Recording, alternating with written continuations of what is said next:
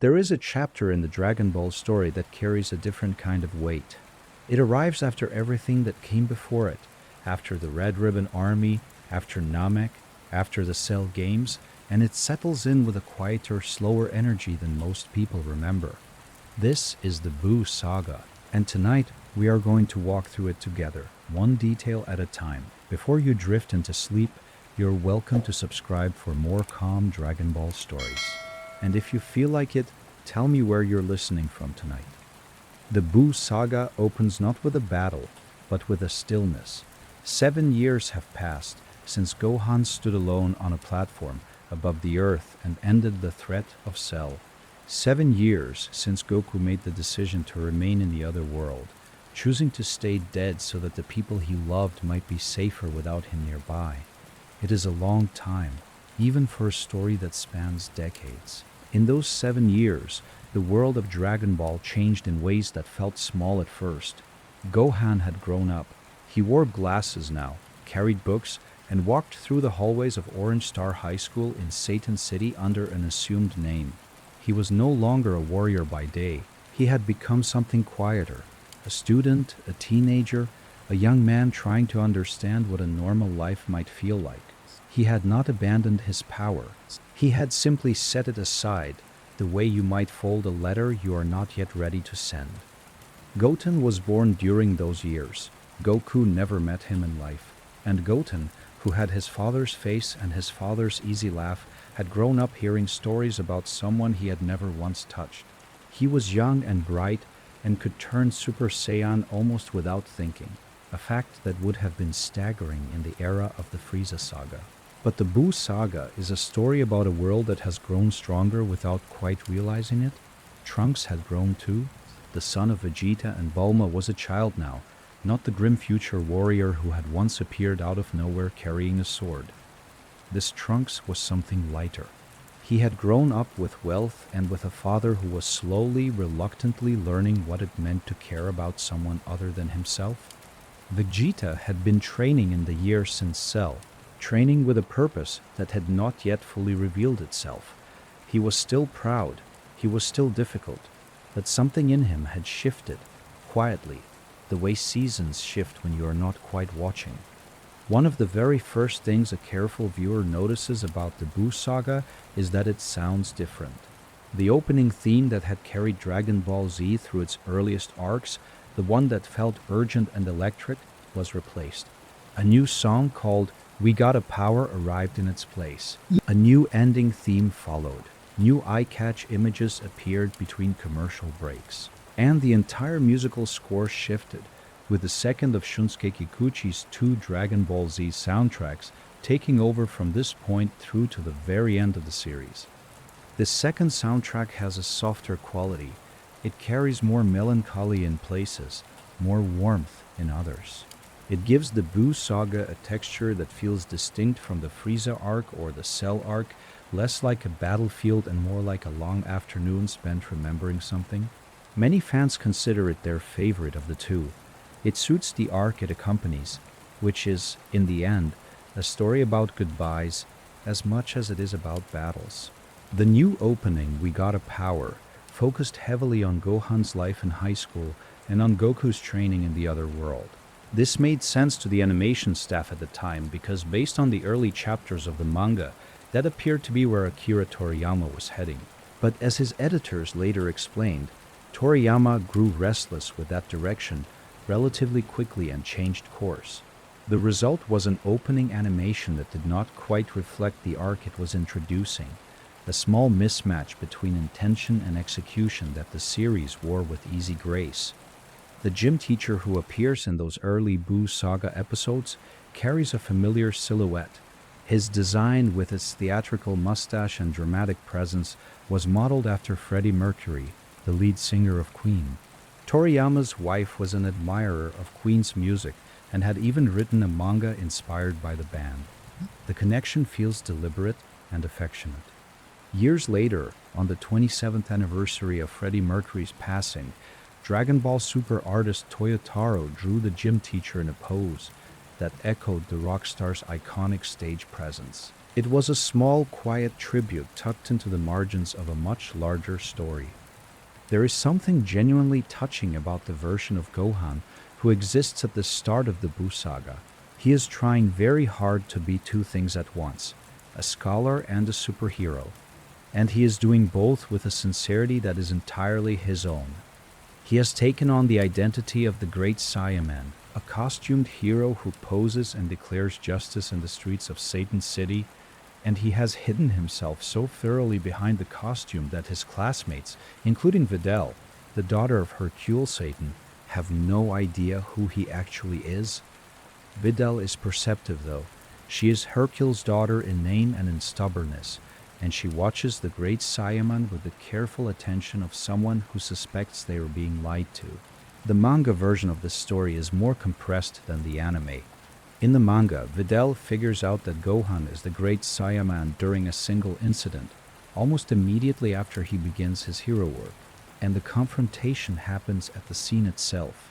The anime gives the story more room to breathe, spreading the discovery across several episodes and letting the tension build slowly. The anime also adds several great Saiyaman adventures that do not appear in the manga at all. There are bank robbers, a kidnapped mayor, and a series of situations that let Gohan demonstrate both his power and his essential awkwardness. He is not a natural at the superhero performance. He does the poses, he announces himself, but there is always something slightly off about his confidence, something sweet and uncertain underneath the dramatic gestures. He is a teenager playing a role he invented himself, and the seams show just enough to make him endearing. One of these early Buu Saga anime episodes carries a complicated history entirely separate from Dragon Ball itself. The episode was originally scheduled to air in America on the 19th of September 2001, only 8 days after the attacks on New York and Washington. The episode featured the great Saiyaman rescuing people from burning buildings. The episode was pulled. A different episode aired in its place that night. The episode eventually aired in November of that year, a small footnote in the long record of how media navigates the world's grief. Akira Toriyama had a habit throughout his career of weaving small threads between his various works. Characters from one story would appear in another. Locations from one manga would carry the same currency and the same geography as a different one. These connections were rarely loud. They existed quietly, like references in a book that reward attentive readers without excluding anyone who misses them. The leader of the criminals in one of the early Buu Saga episodes is a character named Rock, who first appeared in a Toriyama short called Dub and Peter 1. In that story, Rock was the minion of a villain who kidnapped a girl. The story took place in a town called Pepper Town, which also appears in Dragon Ball as the place where future Gohan met his end in the alternate timeline. The town uses the same currency, the same world seen from different angles. Toriyama drew these connections not as deliberate world building in the modern sense, but as the natural result of an artist who thought in a consistent universe. He returned to his own visual vocabulary the way a musician returns to a familiar key. When Rock appeared again in the Buu Saga, it was not a plot point. It was more like running into someone you once knew briefly in a different chapter of your life. There are other connections scattered through those early episodes. Designs are reused gently, characters whose faces echo older faces from the Red Ribbon Army arc, background figures who carry the shapes of people from the original Dragon Ball. Some of this is deliberate. Some of it is simply the natural recycling of a long-running series whose artist has drawn thousands of faces. But there is something pleasant about noticing them, the way a landscape painter returns to the same hillside in different seasons. Among all the quiet developments in the years between Cell and Buu, perhaps none is more significant than what happened between Vegeta and his son. Vegeta was not built for fatherhood in the way the word is commonly understood. He had no training for it, no model to follow, no language for the particular kind of attention a child requires. And yet something in him moved toward Trunks, slowly and imperfectly and without any of the grace that Goku seemed to bring to such things effortlessly. In one of the early Buu Saga training episodes, Vegeta makes Trunks a promise. If the boy can land a single punch on him during their sparring session, Vegeta will take him to a theme park. It is such a small thing, a theme park, a promise, a bargain between a father who does not know how to be soft and a son who needs him to try. Vegeta did not fulfill this promise until the second episode of Dragon Ball Super, years later in the story, but he made it. He said the words. That matters. Vegeta's phrase during this training session, calling the proliferation of Super Saiyans a bargain sale, is one he would use again in Dragon Ball Daima when referring to Super Saiyan 4. Toriyama later clarified that Vegeta had never actually been to a bargain sale himself. Bulma's family was wealthy enough that he had no experience with discounts or crowded shopping events. He had simply seen the concept on television. The detail is small and revealing, a glimpse of a domestic life lived at a slight remove from ordinary experience, filtered through a screen. The young Trunks of this era is a creature of easy joy, which is part of what makes him feel so different from the future Trunks who arrived in the Android saga. They share a face and a bloodline and almost nothing else. The one, shaped by a ruined world, carried everything heavily. This one had been given enough safety to become light. He was curious and brave and quick to laugh, and Vegeta, watching him, was slowly becoming someone who understood what it meant to protect something because you loved it rather than because you had claimed it. There is a scene in the anime version of these early Buu Saga episodes that does not exist in the manga. Goten meets Goku for the first time. It is a tearful scene, tentative and then overwhelming, a child reaching toward a father he has only ever known as a story. Goku, who carries people's love easily and sometimes without quite grasping the weight of it, reaches back. In the manga, this moment is quieter and more compressed. Goten is half hidden behind Chi-Chi when Goku notices him. There is a gesture of recognition, but the reunion is interrupted almost immediately by Piccolo, who reminds everyone that time is short. Goten in the manga seems shyer, more careful, watching Goku from a careful distance. The full emotional opening between them does not happen until much later, in chapter 477, when Goku prepares to leave for the other world again after the battle with Buu. The anime's version of the meeting is an expansion that fits the emotional logic of the story, even if it does not come from Toriyama directly. It gives the audience something the manga held back, a moment of pure connection between a father and a son who are strangers to each other and yet immediately recognizable. Goten has Goku's face. He has Goku's warmth, and meeting him, Goku is looking at something that is both himself and entirely new.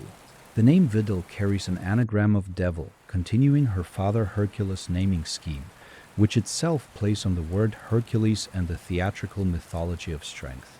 Hercule's wife, Miguel, takes her name from the archangel Michael, a devil and an angel, the union that produced Videl.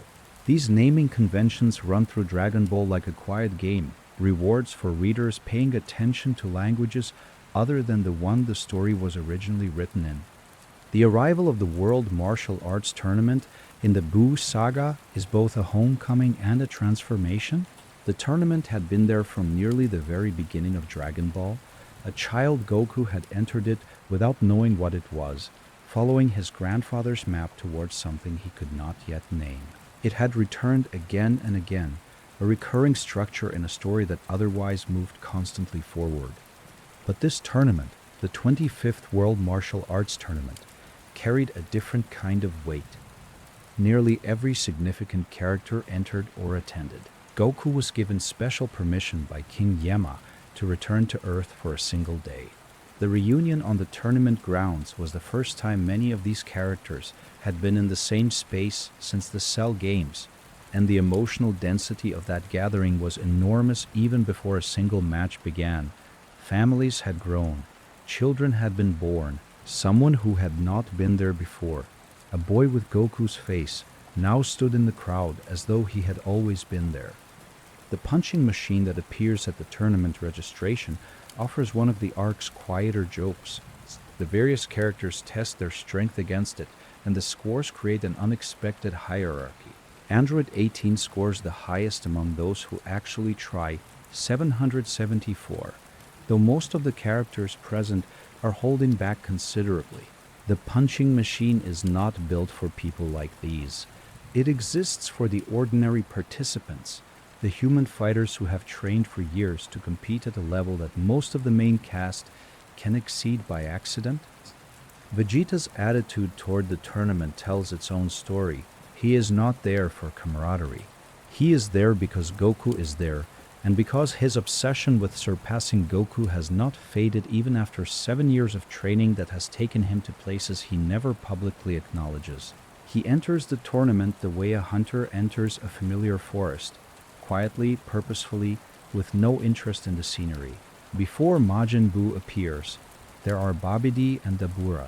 There is the ship hidden underground, the sorcerer's theater of cruelty, the ceremony of revival that has been in motion for years. Buu's introduction is slow by design. The build-up is long and layered, full of foreshadowing and escalating dread, and the creature who finally emerges from the pink cocoon is both exactly what was promised and completely unlike anything anyone expected. Majin Buu, in his original form, does not look like a monster. He looks almost like a child's drawing of something dangerous, round and pink and bouncing, with antennae and an expression of pure, uncomplicated emotion. He laughs easily, he cries easily, he throws tantrums. He breaks everything around him, not out of malice, but out of a kind of overwhelming simplicity, a being of immense power operating entirely on impulse without the structure of thought or intention. The Daisen-shu guidebooks and supplementary materials establish that Majin Buu is an entity that has existed for millions of years, shaped by the wizard Babidi long before the events of the series. He had fought the Supreme Kais, absorbed them, been sealed away, and then rediscovered. He is older than almost anything else in the Dragon Ball universe, older than Frieza's empire, older than the Saiyan race, older than nearly every concept the story had previously introduced. This age gives him a strange quality. He is ancient in a way that his appearance entirely conceals. Shin, the Supreme Kai who appears at the World Tournament and immediately establishes himself as someone carrying a secret, had been watching for the signs of Babidi's plan for a long time. His urgency throughout the arc has the quality of someone who has been waiting for a crisis they have long known was coming. He represents a tier of the Dragon Ball universe that had not been revealed before, a level above the regular Kai, a guardian of something larger than any single world or galaxy. Of everything that happens in the lead-up to Buu's revival, perhaps the most psychologically complex moment belongs to Vegeta. On a ship below the Earth, surrounded by the architecture of a sorcerer's will, Vegeta allows Babidi to plant the Majin mark on him. He allows it not because he is deceived. He allows it because he wants something it promises, a return to the version of himself he was before Goku, before Earth, before the comfortable weight of a life he did not choose and has never entirely claimed. The Majin mark increases power, but more than that, it removes a certain kind of restraint, a quieting of the conscience that had begun to grow in Vegeta during those 7 years of peace. He had become something softer, incrementally, without quite noticing. Fatherhood had done something to him. Living alongside people who were not his enemies had done something to him, and he resented this change with a ferocity that was its own kind of grief. The fight between Vegeta and Goku that follows, the battle that Vegeta has wanted for years, the battle that Goku has always gently avoided, is one of the most emotionally loaded confrontations in the entire series. It is two people settling something that has never been settled. And even in the middle of it, watching Vegeta's face, there is something that is not entirely anger. There is a release, a relief, the exhaling of a held breath. He has been wanting to do this for so long. Goku refuses to see Vegeta as a villain. This is perhaps the most quietly powerful thing about their relationship throughout the Buu Saga. Goku sees Vegeta clearly, the pride, the capability, the particular shape of his stubbornness, and does not flinch from it, and does not judge it. He fights back with the same seriousness he brings to every battle, but he never stops treating Vegeta as someone worth respecting. This may be the one thing Vegeta cannot fully accept and cannot stop returning to. Gohan's story in the Buu Saga is one of the arc's most discussed aspects, partly because of the direction it takes and partly because of the transformation it produces. His potential had always been described as the greatest of any character in the series. Even Cell had recognized it. Even Goku had spoken of it with a combination of pride and wistfulness. But potential and realization are different things, and Gohan had spent the years since Cell letting the gap between them grow. The old Kai's ritual of awakening, the long, tedious, deeply unusual process by which Gohan's dormant power is finally and fully unlocked, is one of the Buu Saga's most patient sequences. It takes days within the story and many episodes in the anime. The old Kai performs an elaborate ceremony involving concentration and proximity and a great deal of waiting, and Gohan sits through all of it, which may be its own kind of character revelation. He has always been willing to endure. The form that results does not look like a transformation in the traditional sense. There is no gold hair, no green eyes, no electrical discharge. Gohan in his fully unlocked state looks nearly identical to his base form. The power has simply settled into him so completely that there is nothing left to express outwardly. He looks calm. He looks, in a way, like himself for the first time in years, as though the power and the person have finally reached an agreement. His battle with Super Buu in this state is one of the most anticipated confrontations of the arc. And then the absorption happens. It is not a defeat in the usual sense. Gohan is not outfought. He is consumed. Super Buu's ability to absorb opponents and incorporate their power and personality creates a version of Buu that carries fragments of people inside it, which gives the later battles a layered, haunted quality that the earlier Buu Saga had not quite prepared for. While the battles on Earth and in the hyperbolic time chamber were unfolding, events in the other world were following their own logic. Characters who had died years earlier existed there. Goku had trained there. King Kai had mentored him there, and the wider bureaucracy of the afterlife, with its blue-skinned Yama, its winding roads, its particular brand of cosmic administration, had been established as a real and accessible place since early in Dragon Ball Z. The Buu Saga eventually extends its catastrophe into that space as well. Kid Buu, the final and most primal form, destroys planets without apparent motive or preference, moving through the universe with the same uncomplicated chaos that Majin Buu had shown in his earliest appearances. In the anime version of these events, Kid Buu travels to multiple planets before arriving at the world of the Kais. The manga version is more compressed, with Kid Buu moving to the Kai world almost immediately after destroying Earth. Each version carries its own weight. The wish made during the final battle, asking Shenron to revive everyone who was killed on the day of the tournament, raises questions that the story does not entirely resolve. The old Kai is revived as well, which suggests the effect extended beyond Earth's boundaries. In the anime, where Kid Buu had been destroying other planets before arriving at the Kai world, the question of what happened to those populations is left open. Were they revived in the middle of space? Did the wish have a radius? These are not questions the story is interested in answering, but they linger in the margins. The request was phrased to exclude truly evil people, which the story treats as a reasonable filter, but which also implies a judgment being made on behalf of everyone involved. Bob and Deborah, mentioned as the high bar for evil, set a standard that most of the human casualties do not reach. The mercy of the wish extends broadly, but not infinitely. The hyperbolic time chamber appears in the Buu Saga in a different context than its original one. In the Cell Saga, it had been a place of grueling preparation, a year of isolation traded for survival. In the Buu Saga, it becomes something stranger, the site of Gotenks' confrontation with Super Buu, and eventually the place where Buu does something that had not been considered possible.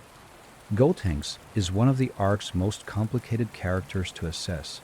He has enormous power, the fusion of Goten and Trunks, two children with Saiyan blood and significant innate strength, produces a combined form that exceeds either of them individually by a considerable margin. Super Saiyan 3 Gotenks briefly has the ability to defeat Buu outright, but Gotenks is also inescapably a child. Two children. The theatricality, the named attacks, the preference for style over efficiency, all of it is perfectly explained by the fact that Goten and Trunks are very young and have approached the fusion as something exciting rather than something desperate. The attack names Gotenks invents inside the time chamber are some of the most elaborate in the series. Super Ghost Kamikaze attack involves ghost-like energy constructs each possessing individual consciousness and explosive power. Galactic Donut creates a ring of energy intended to immobilize opponents. The names and the presentations are pure children's theater, performed with complete seriousness by someone who has not yet understood how serious things actually are.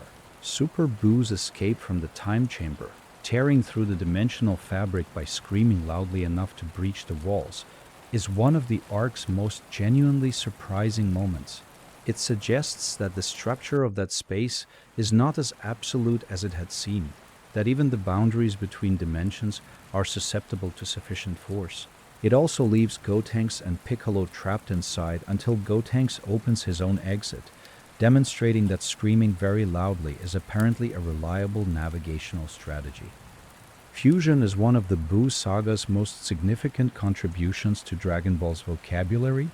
The fusion dance had existed as a technique in earlier material, but the arc develops it fully, explores its limits, and introduces the Potara earrings as an alternative method with different properties and different aesthetics.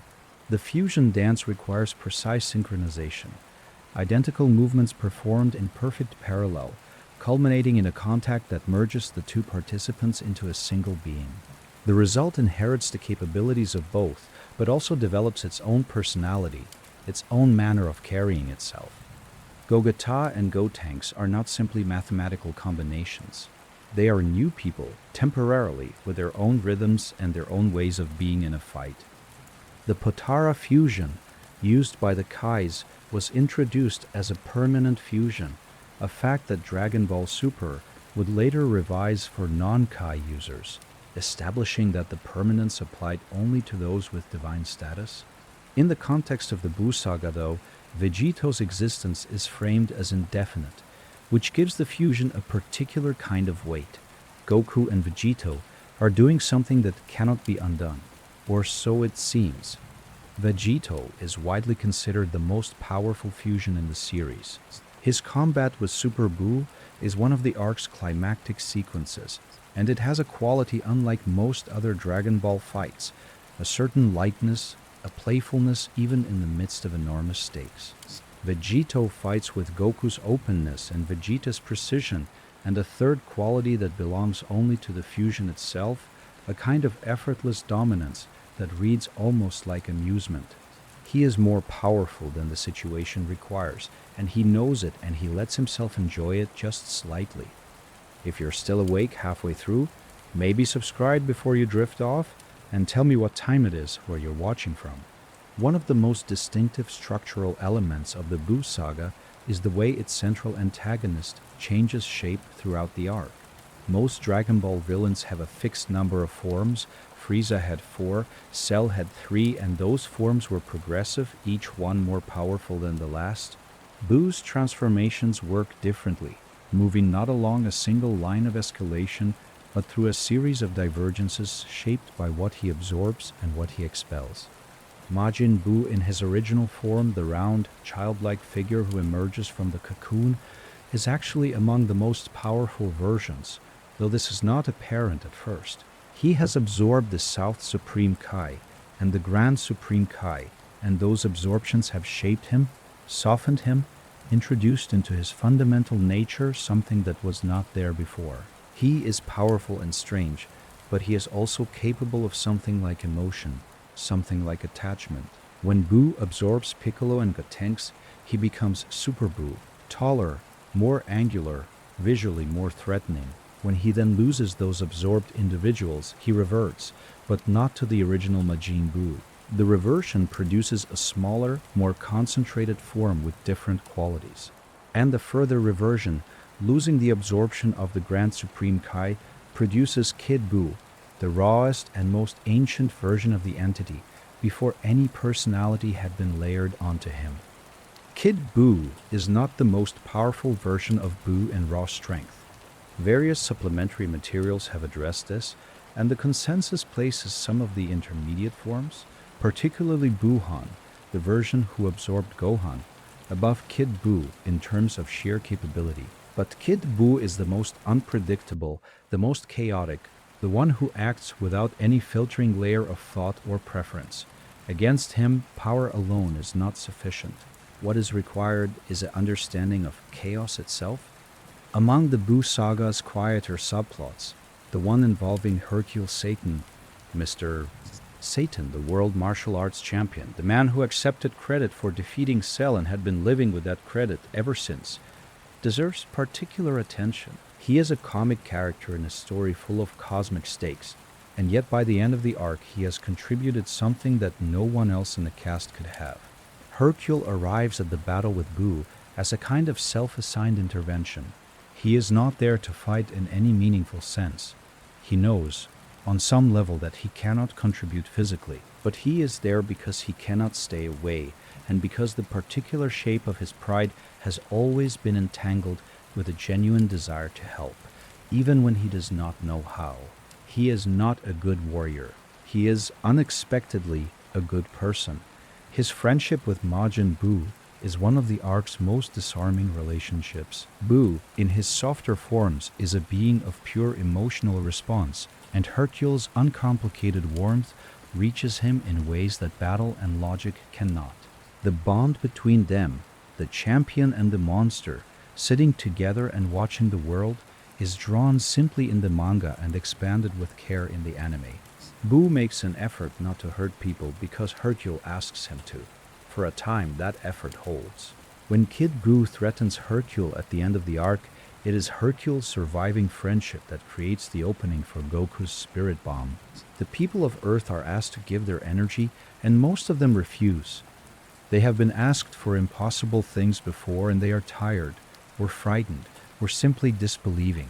But Hercule tells them it will work, and because they trust him, because his reputation has given him access to their faith, they comply. His influence, built on a lie, used in service of truth. The spirit bomb appears in the Buu Saga in a context that gives it different meaning than its previous appearances. Goku had gathered energy from the world before. He had used the spirit bomb against Frieza, though. That attempt required multiple charging sequences, and ultimately was not the blow that ended the fight. The technique had a history, but it had always felt like a last resort, something drawn from desperation. Against Kid Buu, the spirit bomb is again the final measure. But there is something different about the gathering this time. The people of Earth are asked directly, and they hesitate. They do not know Goku. He is a stranger to most of them, a name connected to various victories they witnessed from a distance or heard about secondhand.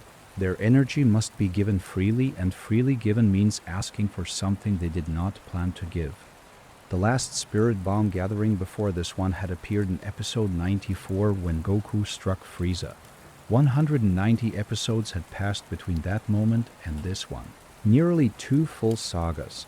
The technique had been absent long enough that its return carries a ceremonial quality, like a tool retrieved from a long storage. The moment when Goku's energy begins to run out and Vegeta makes the decision to buy him time is one of the arc's most quietly significant character beats. Vegeta, who has spent the entire series defining himself in opposition to Goku, places himself in the path of Kid Buu to keep Goku's spirit bomb alive. He does this knowing it will likely destroy him. He does it because there is no other option, and because after everything, he knows the difference between his pride and what matters. Earth is destroyed in the Buu Saga. Kid Buu destroys it simply, without ceremony, the way a child might knock over something fragile, not out of cruelty exactly, but out of the total absence of the consideration cruelty would require. It is gone in a moment. The Namekian Dragon Balls are used to restore it, a fact that raises its own quiet questions about the nature of restoration, about whether the place that comes back is the same place that was lost. The Dragon Ball's power had always been defined and limited by the strength of the dragon who answered them. Shenron, bound by Kami's and later Dende's power level, could only do so much. Porunga, the Namekian dragon, operated under different constraints. The specific wish that restores Earth and its population involves a kind of scale that pushes against the conventional understanding of what the Dragon Balls can do. And the arc handles this by making the wish specific rather than absolute. Everyone who died on the day of the tournament, rather than everyone who had died in all the preceding battles. The choice not to restore every person who died at Buu's hands has been discussed in fan communities since the arc first aired. The logic within the story is that such a broad wish might be beyond what the Dragon Balls could grant, or that the specificity was chosen for practical reasons. Whatever the reason, there is something in the selective restoration that gives the victory a particular texture, not complete, not perfectly repaired, but present. The world that exists after is real, even if it is not quite the same as the world that existed before. Goku's own death and eventual return follows its own complicated path. He had been dead already, had become something of a resident of the afterlife, and his return to the living at the end of the Buu Saga is managed differently than most Dragon Ball resurrections. His body had been destroyed during the Cell Saga.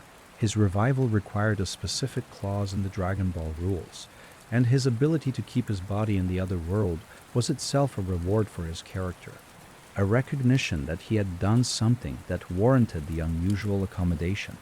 The Buu Saga ends in celebration.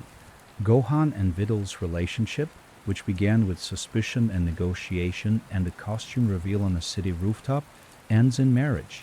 Their wedding is shown in a small moment near the end of the arc, a photograph that appears in the final episodes, and it is surrounded by the warmth of everything the arc has been trying to build toward. A world at peace, people who survive together finding ways to live together.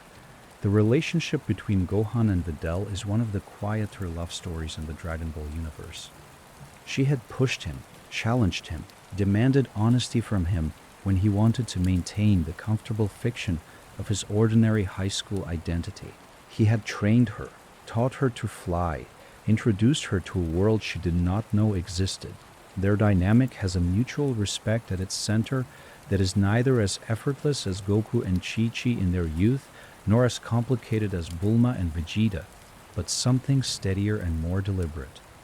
Pan, their daughter, appears briefly in the closing moments of the Buu Saga's final episode, during the 10-year time skip that takes the story to the 28th World Martial Arts Tournament. She is a child, tiny and bright-eyed, and she enters the tournament herself, winning her match easily in a way that signals that the next generation's story is still unwritten.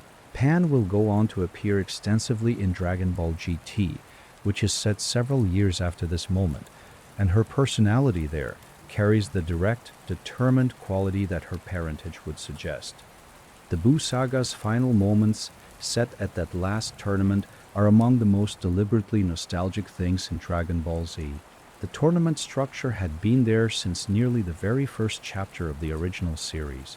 A child Goku had arrived at a tournament not knowing what it was, following a map his grandfather had drawn, and had competed with a joy that was entirely uncomplicated.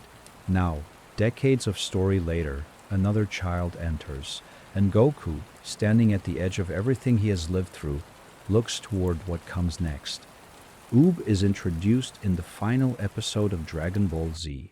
He is a young boy from a small village, poor in the material sense, but gifted with power that he does not yet understand. He entered the tournament to win the prize money for his village, the same motivation that had brought Nam to compete in the original Dragon Ball's tournament decades earlier. These echoes are not accidental. Oob is the reincarnation of Kid Buu. This is not something the story reveals through a long explanation. It is a fact established simply through Goku's recognition of a familiar energy, and through the confirmation from King Yema that the wish made at the end of the Buu battle, asking that Kid Buu be reborn as a good person, had been granted. What had been pure destructive chaos was now a child who could become something else if someone was willing to shape that possibility. Goku's decision to leave with Oob to become his teacher, to take him back to his village and begin what is clearly a new arc in both of their lives, closes the Buu Saga's final chapter with a gesture that is simultaneously an ending and a beginning. Goku has done this before, in a way. He was himself a child whose potential was shaped by a patient teacher. Grandpa Gohan gave him direction when he had none. Master Roshi gave him technique and discipline, and now Goku steps into that role himself. The chapter that ends Dragon Ball's manga run was expanded for the Kanzenban release, the deluxe collected edition that Toriyama revised and improved in later years. In the original manga ending, Goku and Oob simply fly away. In the expanded version, Goku stops first to present Oob with the flying Nimbus, the golden cloud that had carried Goku since his childhood, that could only be ridden by those with a pure heart. Placing Oob on it, watching him fly forward, and then catching a glimpse of his own younger self riding alongside, it is the kind of ending that lands differently at different points in a life. Music shapes how a story feels in ways that are difficult to fully articulate, but immediately apparent when the music is present. Shunsuke Kikuchi composed the scores for Dragon Ball Z, and Dr. Slump, beginning before Dragon Ball Z's first episode, and continuing through to the very last. His second Dragon Ball Z soundtrack, the one that accompanies the entire Buu Saga, has a different emotional texture than the first. There is more melancholy in it. There are themes that feel autumnal rather than electric, pieces that underline the passage of time and the weight of things remembered rather than things charged toward. The Buu Saga is set in a world that has been through Frieza and through Cell, and the music knows this. It does not pretend that nothing has happened. It carries the accumulated history of the series in its tones. Kikuchi's final contribution to the series ends with episode 291, the last episode of Dragon Ball Z.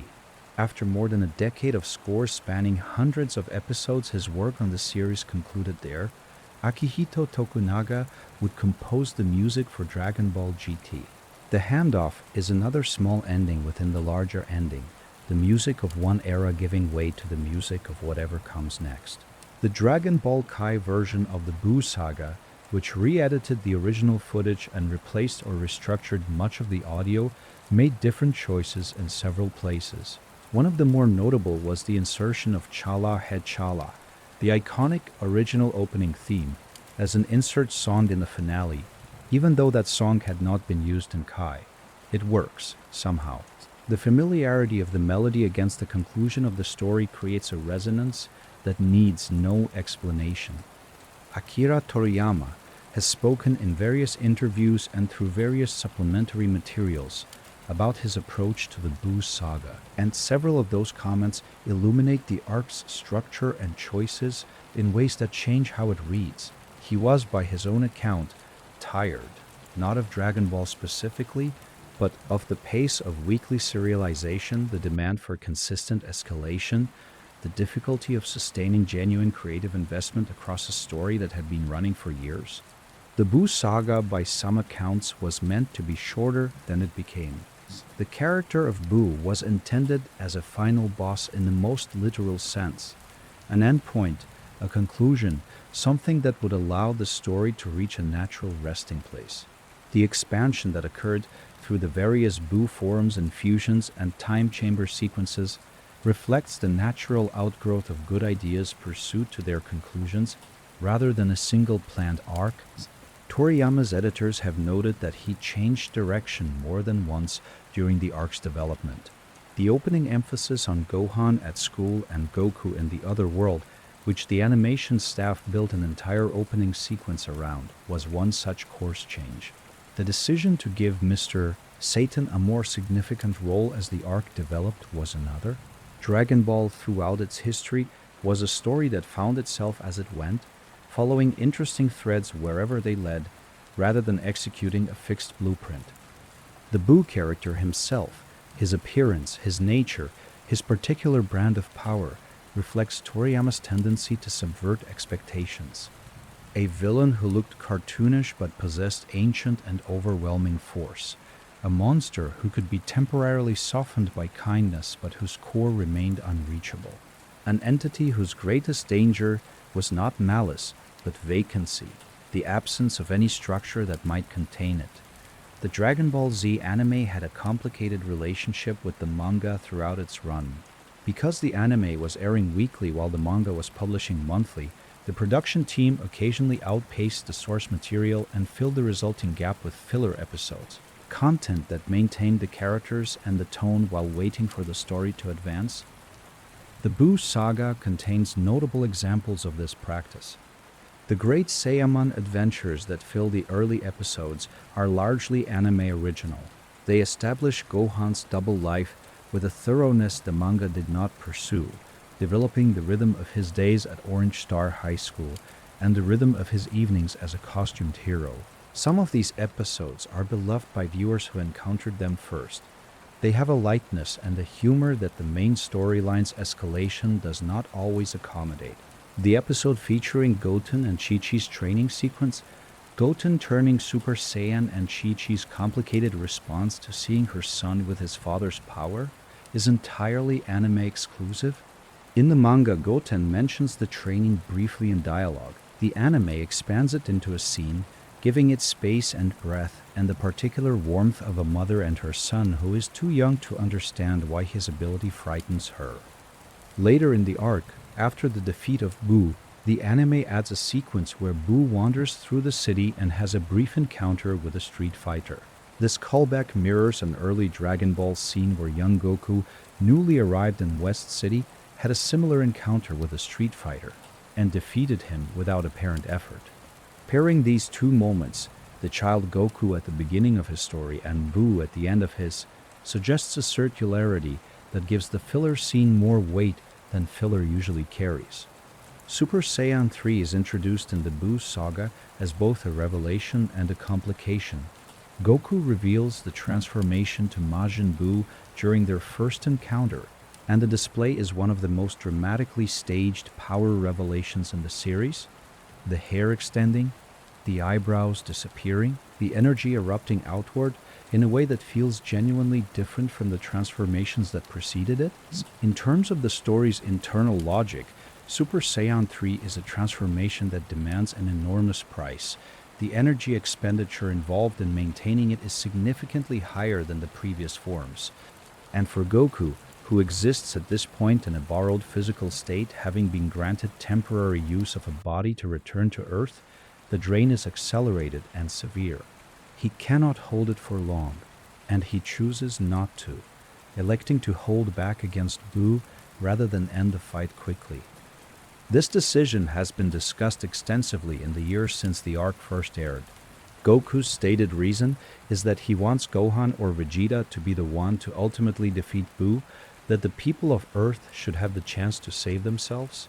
Whether this is entirely honest, whether there is some other element of Goku's calculus at work, is left for the reader to decide.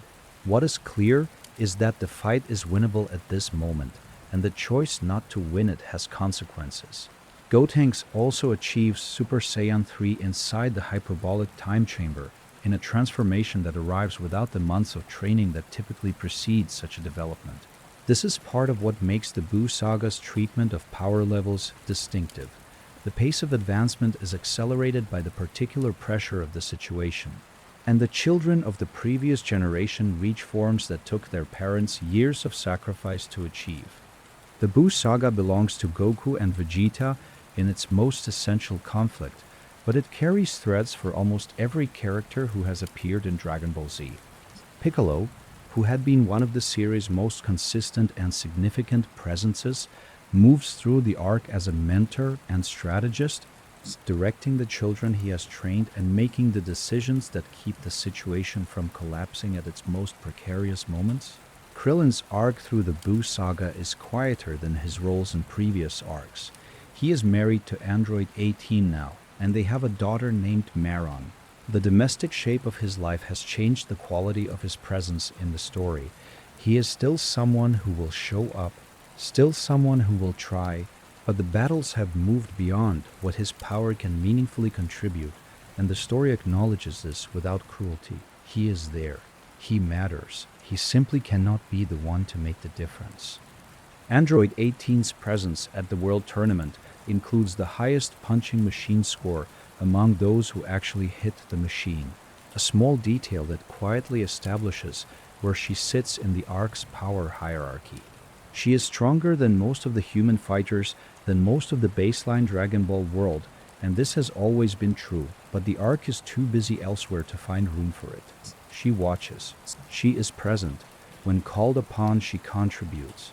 Piccolo, Tien, Yamcha, Krillin, and others are all absorbed by Buu during the arc, existing inside him as passengers whose power and personality have been incorporated, but whose essential selves remain intact. This is one of the stranger aspects of Buu's ability. Absorption is not destruction. The absorbed individuals can be retrieved, and retrieval restores them. They are changed by the experience, but not eliminated by it. The Dragon Ball Daizenshu, the official guidebooks published alongside the manga, provide additional context for the Buu Saga's events and characters that the manga itself does not include. These books were published in Japan in the 1990s, shortly after the series concluded, and they have been the primary source for much of the supplementary information that has shaped how the arc is understood. The Daizenshu entries on Majin Buu's history establish that he has existed for a period measured in millions of years, predating the civilizations whose warriors he has absorbed and forgotten. Bibidi, the sorcerer who created or discovered him, was a different kind of threat from the sorcerers who appear later in the series, less a person with ambitions than a mechanism for releasing something that had always existed. The Daizenshu frames this cosmic history with a weight that the manga's compressed storytelling cannot always accommodate. The guidebooks also provide information on the Supreme Kais, establishing the structure of divine oversight that the Buu Saga introduces. There are multiple universes, multiple tiers of gods, a hierarchy of cosmic responsibility that makes the events of a single planet's history seem both significant and extremely small simultaneously. The Supreme Kai who appears in the arc, Shin, is one of several, and the others are revealed to have been absorbed by Buu in the distant past. Their power and influence incorporated into the creature that now threatens the world? The Daizenshu entries on power levels are not updated for the Buu Saga in the way earlier guidebooks provided numbers for the Frieza and Cell arcs. This is partly because power levels as a narrative device had been largely abandoned by this point in the story. The numbers had grown unwieldy, and Toriyama had expressed discomfort with the metric, and partly because the Buu Saga's transformations and fusions create combinations that would require a different kind of framework to evaluate.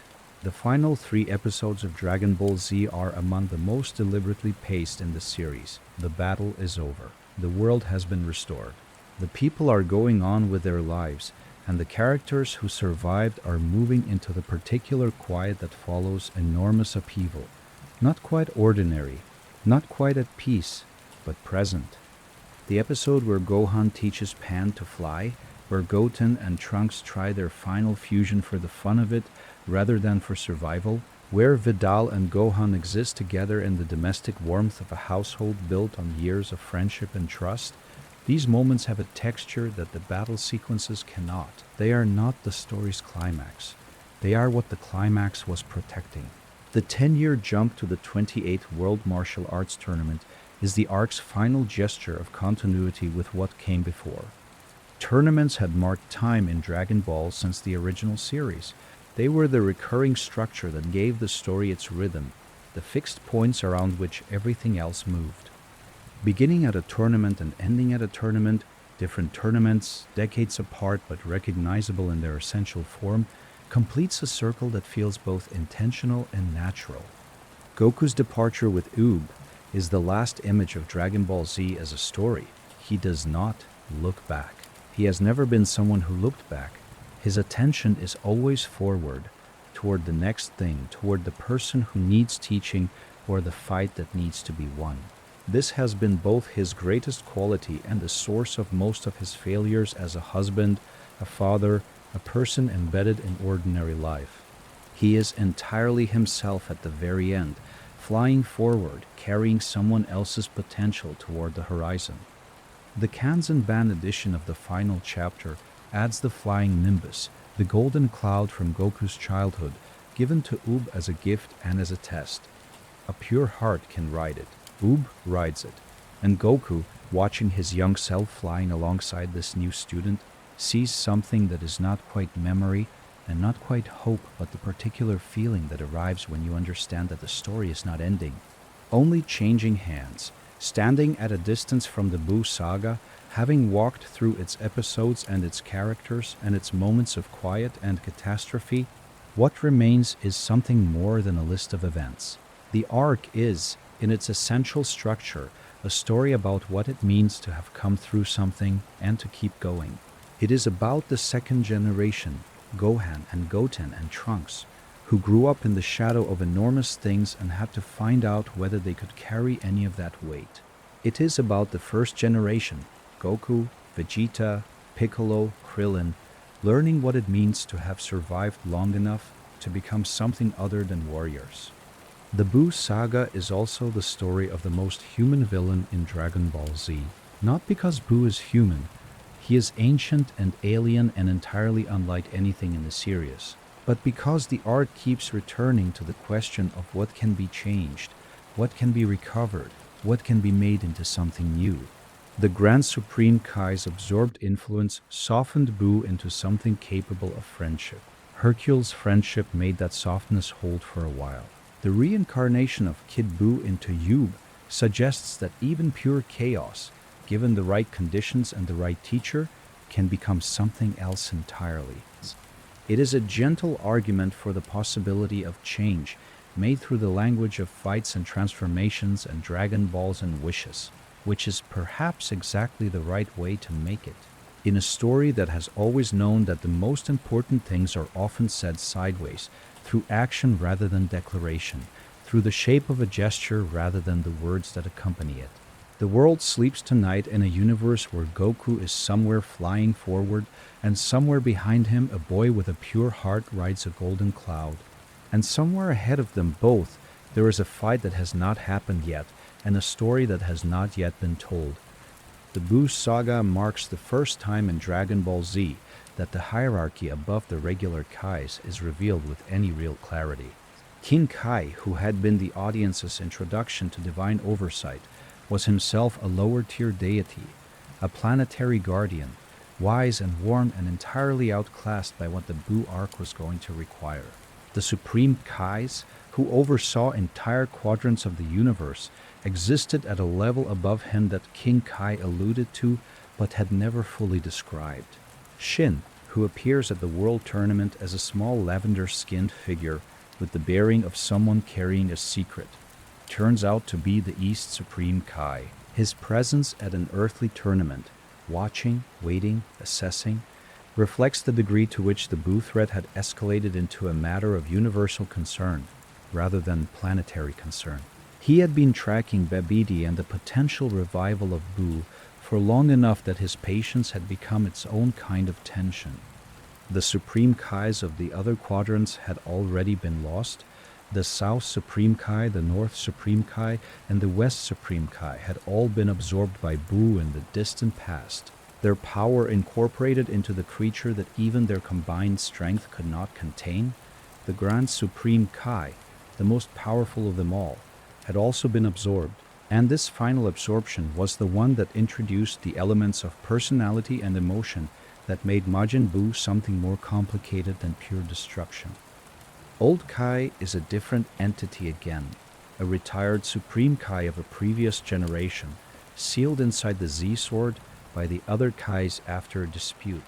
The dispute, when it is finally revealed, is charmingly minor given the scale of the story surrounding it. He had argued with a different Kai over something small. He had been sealed inside a divine sword for what amounted to a bureaucratic disagreement.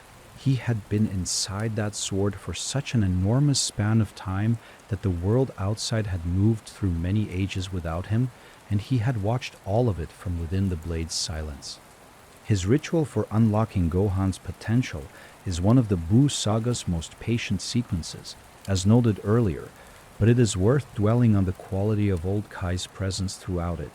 He performs the ceremony with the ease of someone who has had a very long time to master his craft and an equally long time to become impatient with everything else.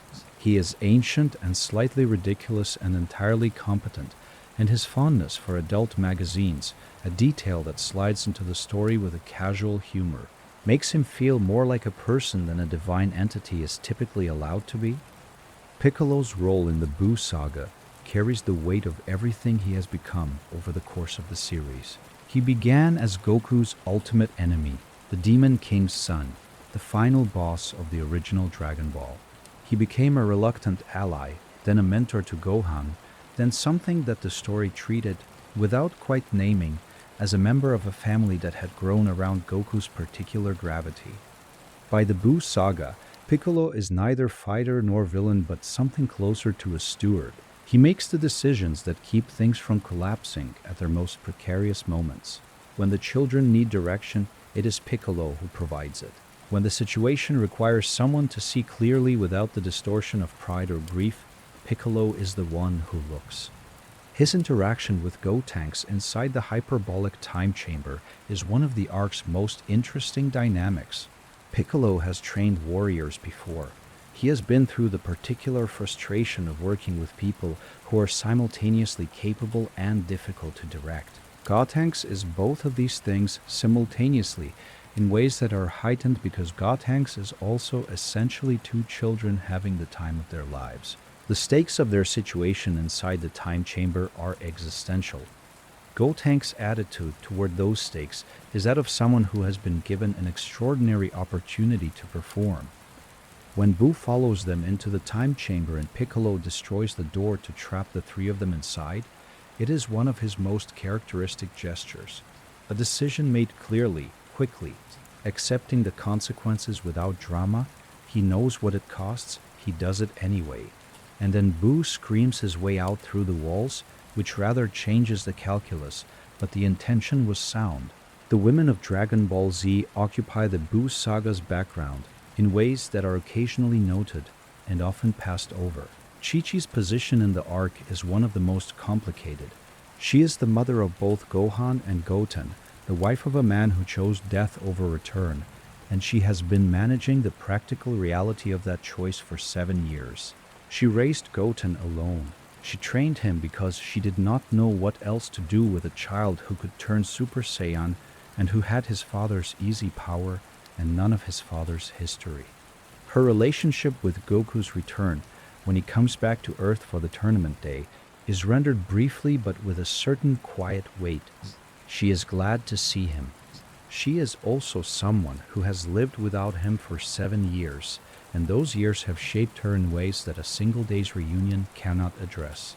The arc does not dwell on this because Dragon Ball is not that kind of story, but it is present in the compressed way that significant things are always present in the margins of a story focused elsewhere. Vidal's journey through the Buu Saga is one of transformation that runs parallel to the arc's physical battles. She learns to fly. She is trained by Gohan, and the training scenes carry the particular awkwardness of two people who are becoming more aware of each other while pretending they are only doing practical work. She enters the world tournament. She fights and loses and does not seem diminished by the loss, because the loss is to someone operating at a level she had no context for. She continues to be present. She continues to matter.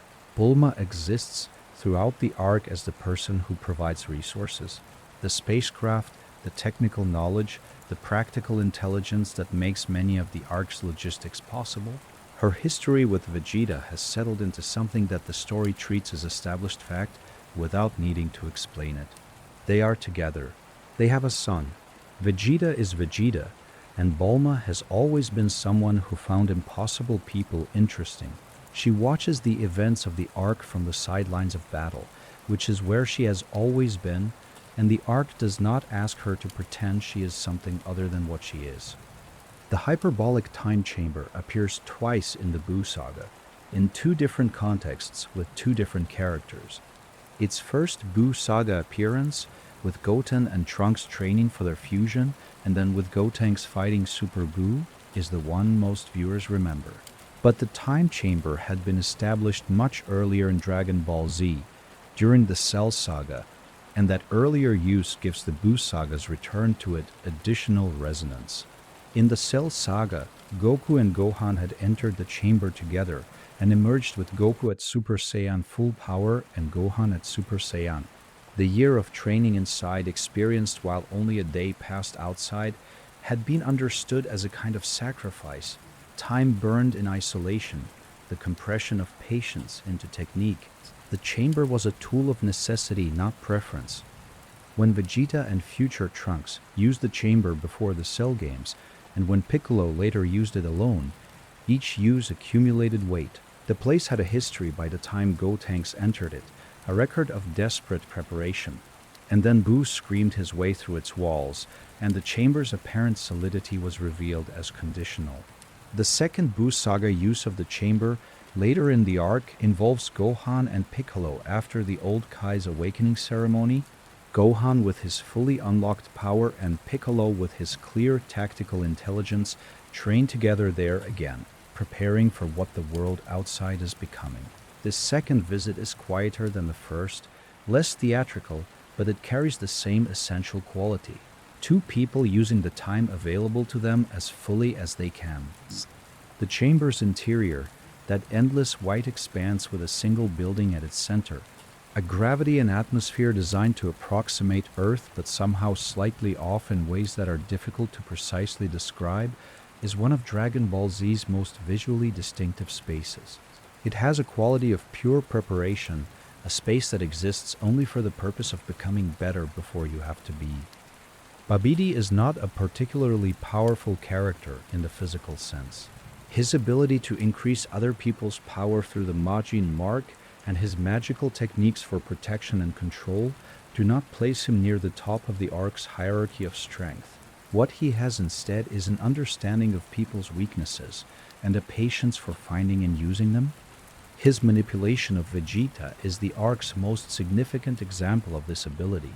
Babidi identifies the particular shape of Vegeta's dissatisfaction, the pride that had not been satisfied by 7 years of domestic peace, the obsession with Goku that had not faded but had been forced into coexistence with other commitments, and he offers it a release.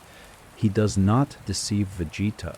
He makes Vegeta an offer that Vegeta at a particular moment chooses to accept. This is one of the things that makes the Majin Vegeta sequence so interesting to consider. Vegeta was not a victim of manipulation in the traditional Dragon Ball sense. He was not mind-controlled against his will.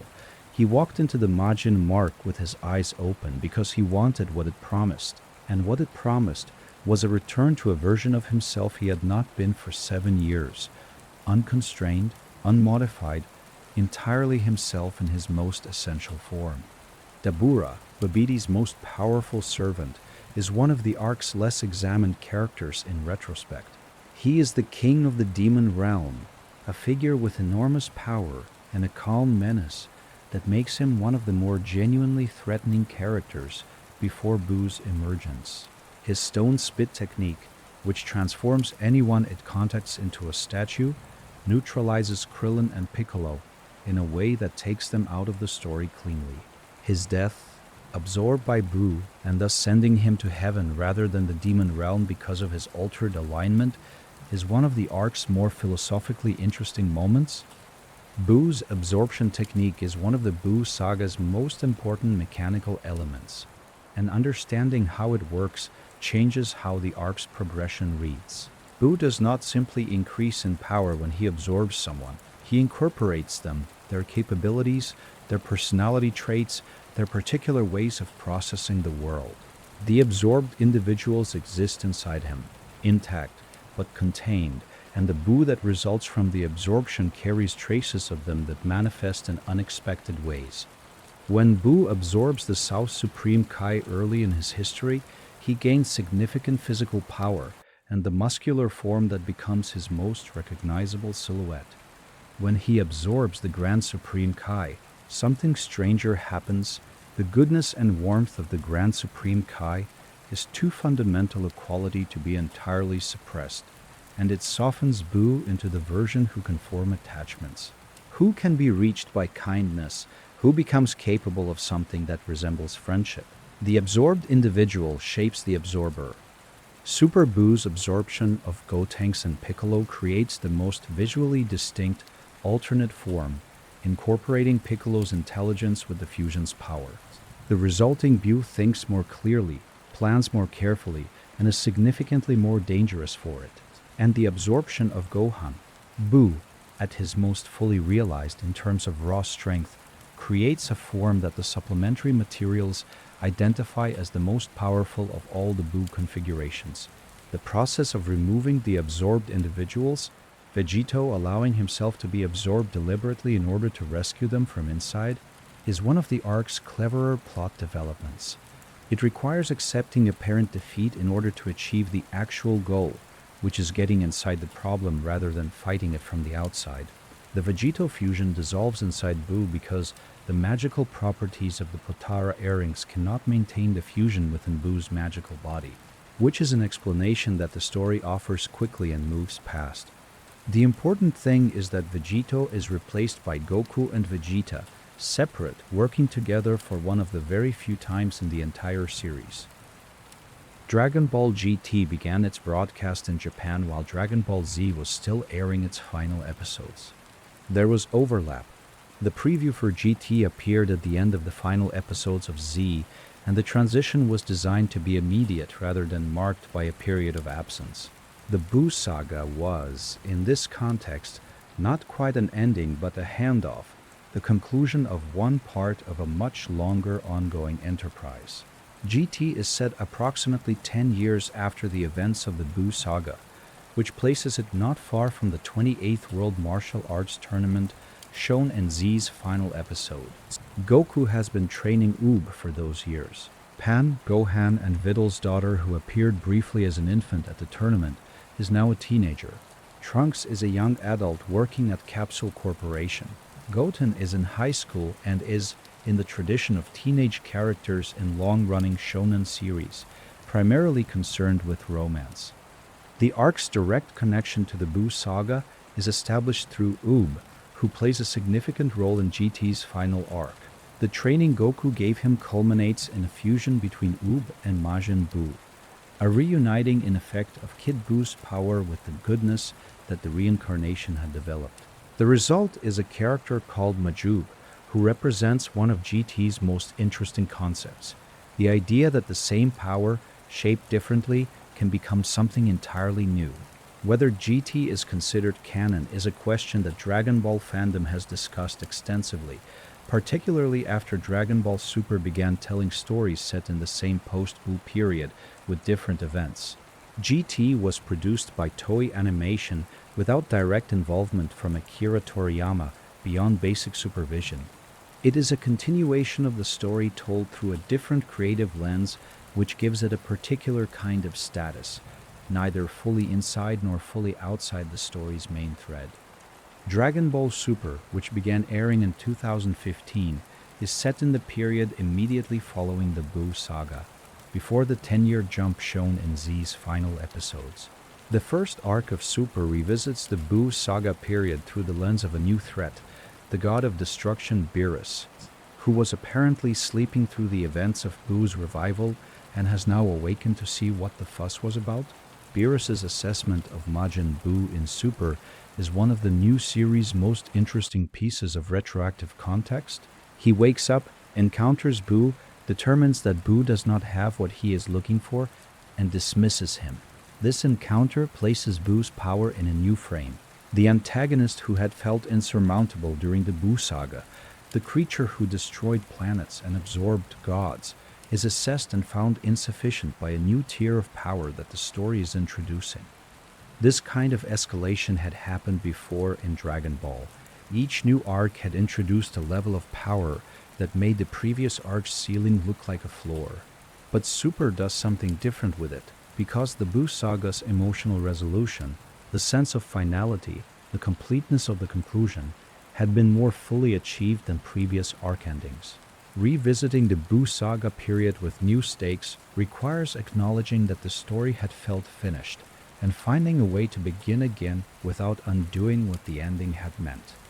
Vegeta's promise to Trunks, the theme park visit he had delayed since the Buu Saga training episode, is fulfilled in Super's second episode.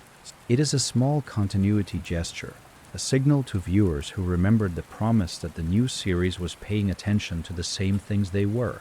Vegeta taking Trunks to an amusement park, doing it awkwardly and without grace, but doing it, is the kind of character beat that accumulates over decades into something that feels genuinely meaningful.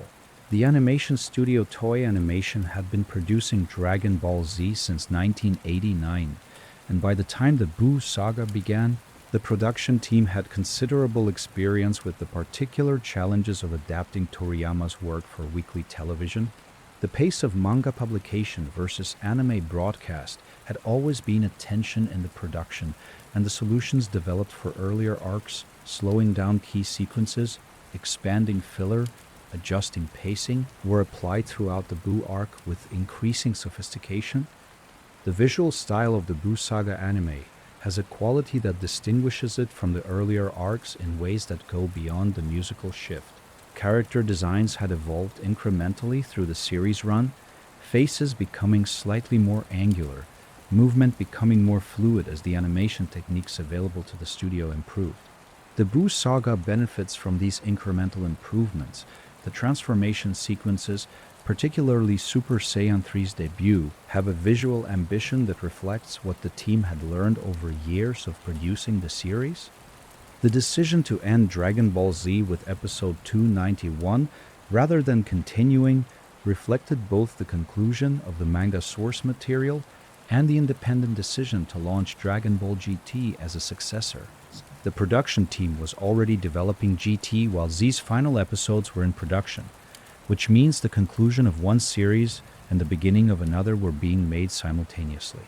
The Buu Saga's finale was shaped by the knowledge of what was coming next, giving it a forward-facing quality that is unusual for series endings. The Dragon Ball Z Kai edit of the Buu Saga, produced years after the original broadcast, compressed the arc significantly by removing filler and tightening the pacing toward the manga's structure. The Kai version of the Buu Saga runs considerably shorter than the original, which changes the arc's rhythm in ways that some viewers prefer and others find reductive. The expanded version has a breathing quality that the compressed version sacrifices in exchange for efficiency. The final 3 episodes of Dragon Ball Z exist in a register that the rest of the series rarely sustains for this long. Quiet, unhurried, domestic, concerned more with the texture of ordinary life than with the mechanics of battle. They are episodes about people existing in the world after the storm, which is a different kind of story than the one the series had been telling, and they earn their gentleness through the accumulated weight of everything that preceded them. Pan's first appearance as an infant, cradled by Gohan and Vidal, is brief and warm. She is present. She is going to be something. The story does not tell us yet what that something will be, because the story is ending and what comes next is not its responsibility. But she is there, evidence that the next chapter is already beginning before this one has quite finished. Goten and Trunks, who spent the Buu Saga as children carrying adult burdens, exist in these final episodes in the first flush of adolescence. They are beginning to understand who they are outside of crisis, outside of fusion, outside of the particular pressure of being the strongest children in a world that needed that strength. Trunks has a motorcycle. Goten is thinking about a girl. These details are funny and human and exactly right. The children who saved the world are now thinking about things that matter to children who have been allowed to just be children. The final tournament sequence gives the series' most persistent structural device, the competition, the bracket, the arena, a ceremonial last appearance. The matches themselves are not the point. The gathered faces are the point. The people who have traveled through years of this story together, standing in the same space at an event that is mundane by comparison to everything they have survived. The mundane nature of it is the celebration. They get to be ordinary now, or near enough to it that the difference barely shows. Akira Toriyama spoke about the end of Dragon Ball in terms that combine genuine affection with evident relief. The series had run for 10 years in Weekly Shonen Jump, from 1984 through 1995, and the demands of that sustained production had shaped a decade of his professional life. He was proud of it. He was also, by the end, ready for it to be finished. His final message to readers, which appeared alongside the manga's concluding chapter, asked them to tackle life with as much energy as Goku. It is a simple request, direct in the way Toriyama's storytelling was often most effective, not through elaborate philosophy, not through the scaffolding of theme and symbol, but through a straightforward statement of what the story had meant and what he hoped it might leave behind. A character who approached everything with joy, with curiosity, with a willingness to try again after every defeat, had been modeled and offered. The invitation was to take something from that model into a life that would have its own battles and its own need for recovery.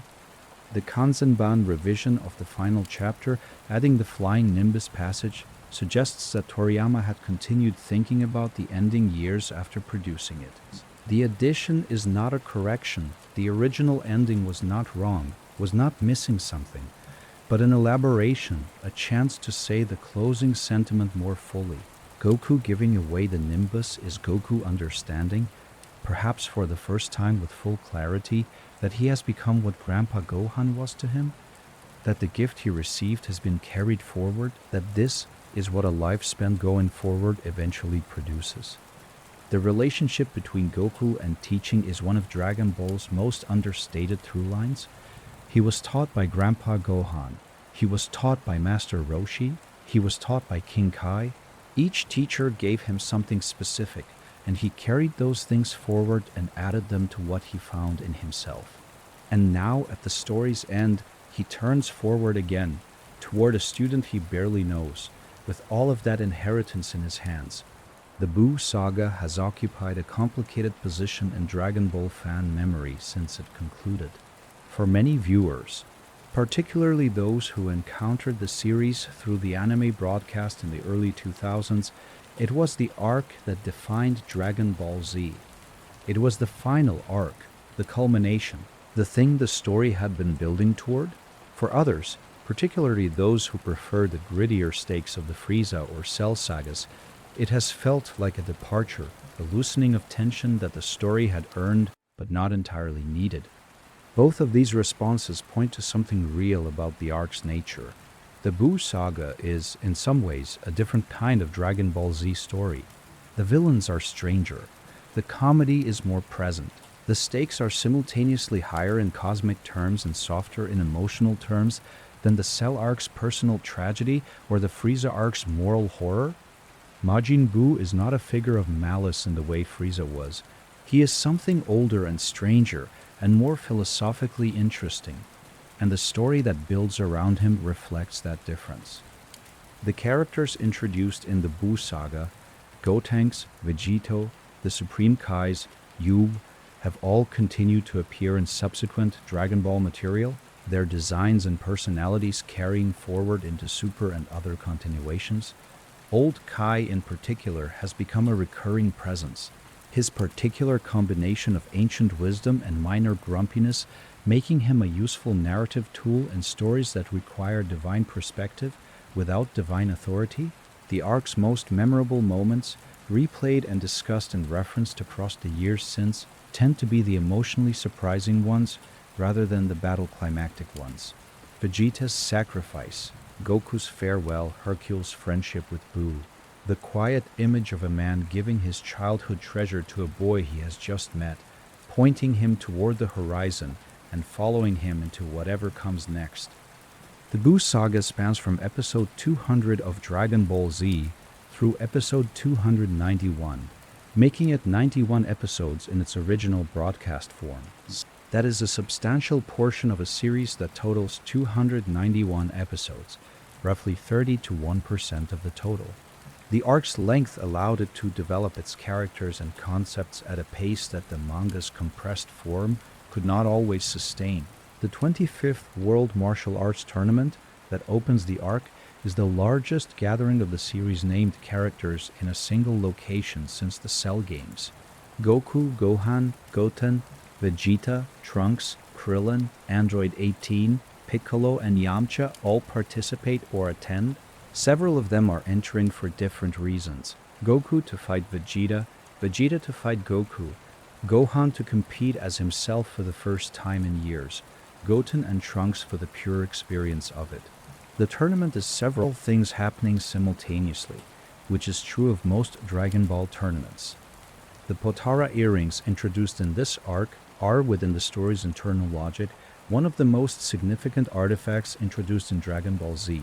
They are Supreme Kai accessories that produce a permanent fusion when worn simultaneously by two individuals, or, as Super later clarified, permanent only for Kais, with a 1-hour time limit for mortals. The earrings are decorative objects that happen to be among the most powerful items in the universe, which is very much the kind of detail that Dragon Ball has always enjoyed, mundane containers for enormous power. The Spirit Bomb's charge time in the final battle, during which Vegeta fights to keep Kid Buu occupied, is one of the arc's most precisely timed sequences. Every second is extended to its fullest emotional weight. Goku is running out of energy. Vegeta is being destroyed. The people of Earth are hesitating.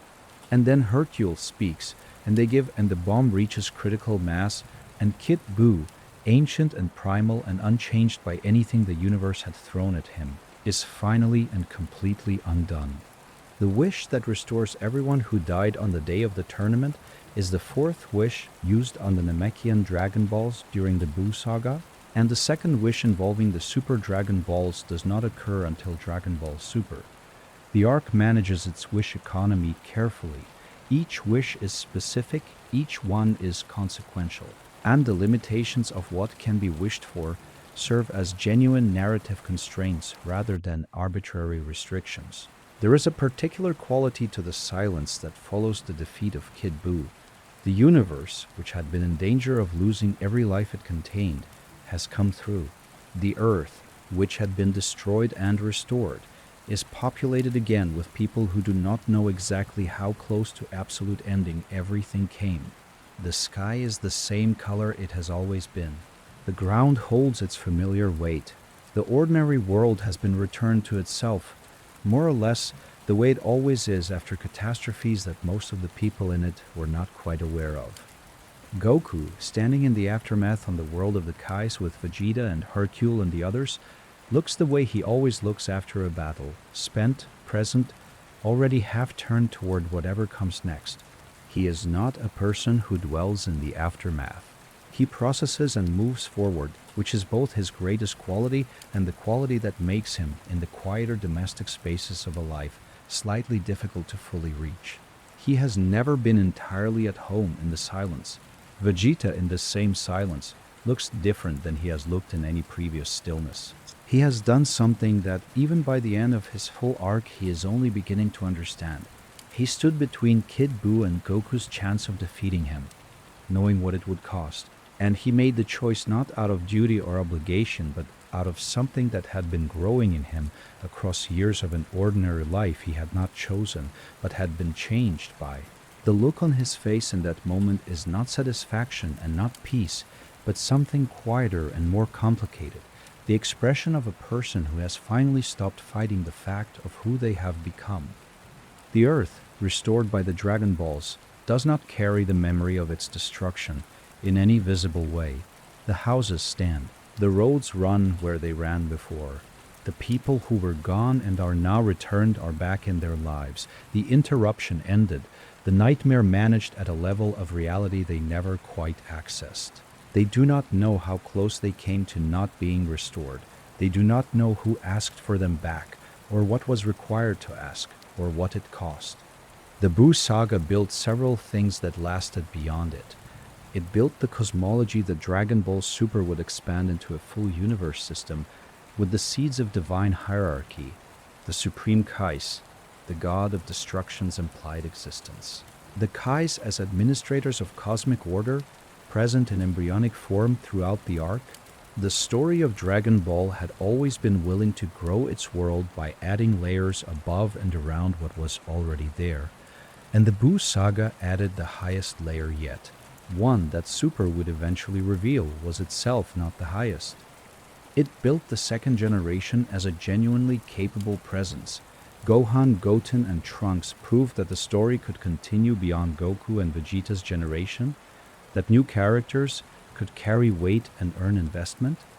Gohan in particular had been developed over the entire course of Dragon Ball Z as someone whose potential the story was preparing for, and the Buu Saga's delivery on that preparation, however complicated the execution, gave the arc its most extended character arc. It built the concept of reincarnation as a meaningful element of the Dragon Ball universe. The wish that turned Kid Buu into Oob established that identity and power could be separated, that even the most fundamental nature of an entity was not fixed beyond the possibility of change. This has implications that the story does not fully explore in the Buu Saga itself, but that resonate through what follows. What is a person if their essential qualities can be reborn in a different body with a different name and a different chance? Dragon Ball's answer, given in the Buu Saga's final pages, is something like, they are still themselves, only given the conditions they needed to become what they might have been. And it built Goku as a teacher. This is perhaps the Buu Saga's most lasting contribution to the character, the image of him turning toward a student rather than a rival, offering what he has learned instead of testing it against someone who wants to surpass him. He had been a student for so much of Dragon Ball's history, following teachers and taking their wisdom and carrying it forward. Becoming one, at the end, is the completion of a circle that had been drawn since a small boy with a tail first knocked on Master Roshi's door and asked to be taught something. The Dragon Ball universe did not stop with the Buu Saga. It continued through GT, through Super, through the Broly film and the Hero film, and the ongoing Super manga. Oob appeared again. Pan grew up and had adventures. Vegeta learned that his rivalry with Goku had become something different, something that did not require resolution because it had always been a relationship rather than a competition. Gohan found his way back to fighting, though the path was longer than it might have been. But the Buu Saga is where a particular version of the story ended. The one that began with Goku as a small child carrying Grandpa Gohan's 4-star ball into a world he had never seen. The one that took him through decades of battles and transformations and losses and returns. The one that ended with him flying toward a new student and a new morning. That version ended here. Everything after it is continuation. This was completion. And there is something worth holding on to in that completeness. The Buu Saga, for all its complications and its deviations and its moments of pure theatrical excess, is a story that believed in the possibility of change. It believed that what seemed irredeemably destructive could, given the right conditions, become something else. It believed that a person who had spent their life fighting could find themselves on the far side of all that fighting and discover that they had somehow been becoming more themselves the entire time. Not in spite of the battles, but partly because of them, and partly because of the people they were doing the fighting alongside. The golden cloud rises. The boy with a pure heart climbs aboard, and somewhere ahead, just at the horizon where the sky meets whatever comes next, there is a fight waiting that has not yet been named, and a story that has not yet been written, and a world that is large enough for everything still to come. In the manga's final chapter, after the tournament and Goku's departure with Oob, there is a group shot of the Dragon team. These are the people who gathered around Goku's particular gravity and became something together that none of them could have been separately. Gohan in his glasses, Vidal beside him, Piccolo at a slight remove. As always, Vegeta with an expression that is not quite a smile but is not quite not a smile either. And Vegeta's final line, addressing the departing Goku, is among the most perfectly chosen lines in the entire series. He watches him go, and he says something that contains all of their history, the rivalry, the transformation, the years of coming to terms with what their relationship actually was, in the space of a few words. He will surpass Goku, He always says he will.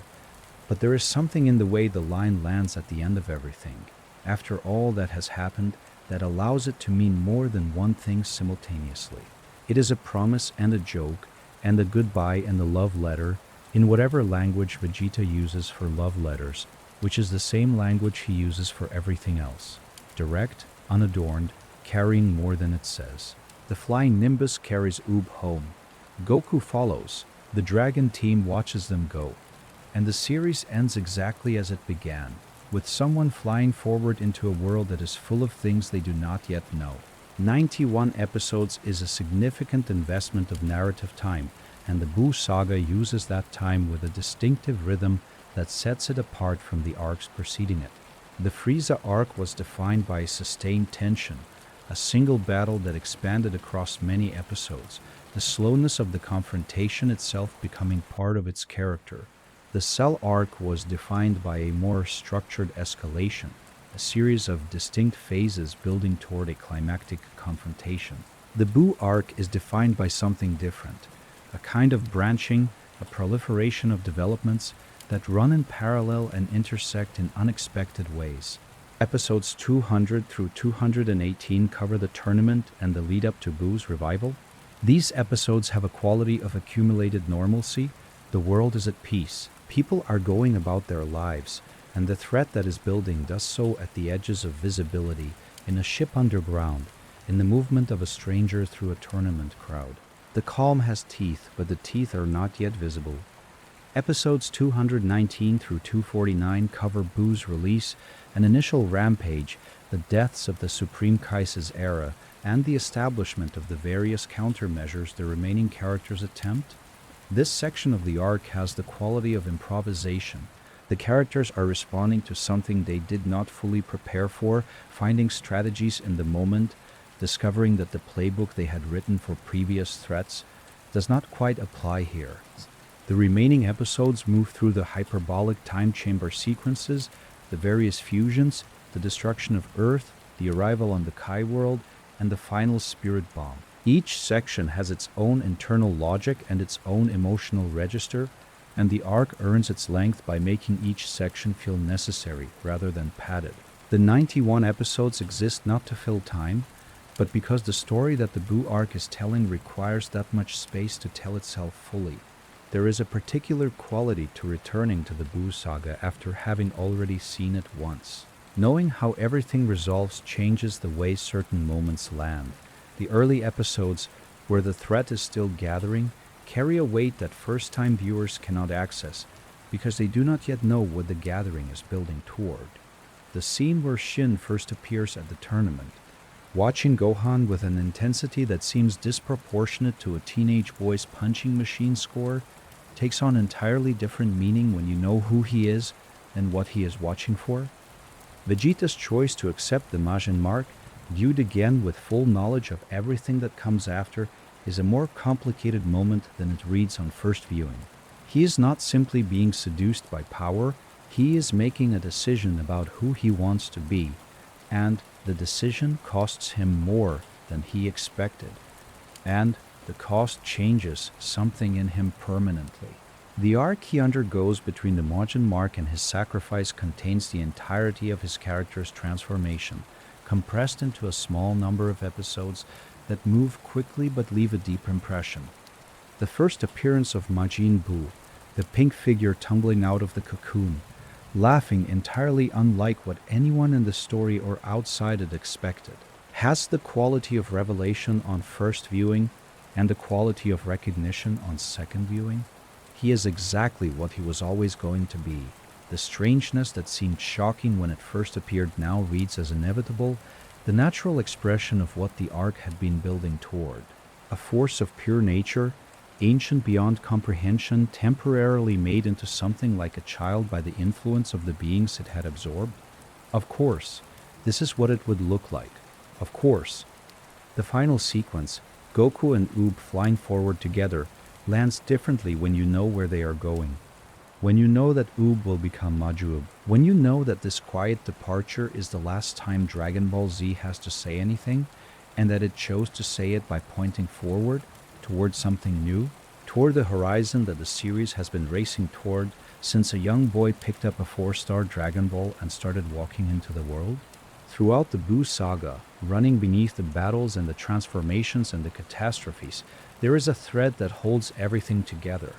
It is not a dramatic thread. It does not announce itself. It is simply the fact of these characters caring about each other, caring about the world they live in, continuing to show up even when showing up costs everything they have.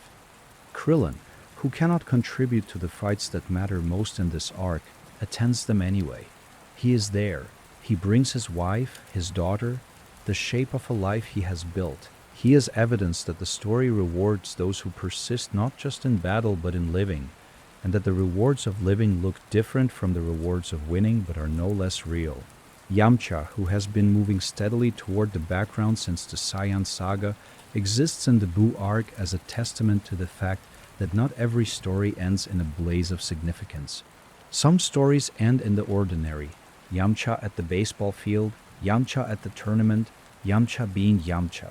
There is something honest and even touching about the way the series continues to include him without requiring him to be more than he is.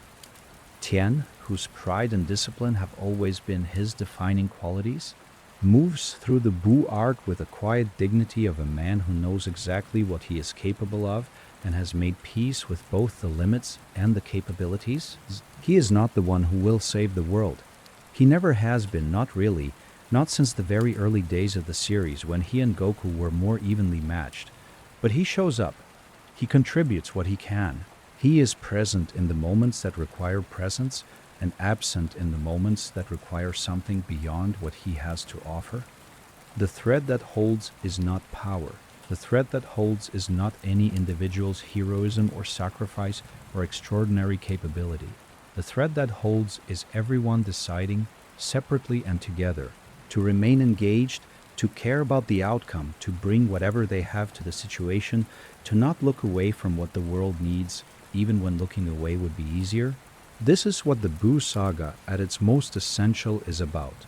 It is about what holds people together when everything is falling apart. And what holds them is the same thing that has always held them, the decision made again and again to stay.